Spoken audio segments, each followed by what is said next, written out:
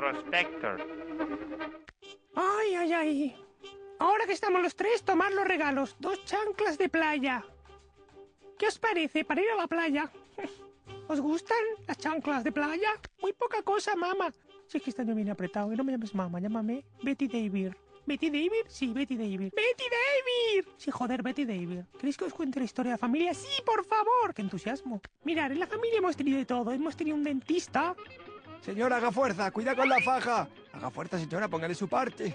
¿Qué es esto que noto? Por lo bajini. A ver. ¡Ay! A ver. A ver. ¡Ay! Si es de oro. Fúndamela y hágame unos gemelos. ¿Cómo está, señora? Regular. Tómese este chupito de María Pecher. Hemos tenido también un jinete. ¡Se ha caído! Toma, por hablar. Hemos tenido un primo narcoléptico que se quedaba sobado. Toma, mira, el catálogo de Ikea. Ah. Mira, los anuncios breves. Oh. Mira, he dibujado un culo. Oh. Mira, tonto el que lo lea. Hemos tenido también unas primas lejanas que eran tortiller. ¡Ay, polvo de talco por el entreteto! ¡Anímate! Yo también me animo porque soy boyer. ¡Venga! ¡Ole, qué alegría! ¡Ay, calentonazo!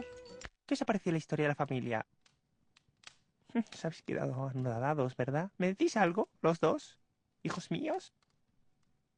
Serios como badiles estáis, ¿eh? ¿No queréis decir nada, Betty David? Me gustan las tetas.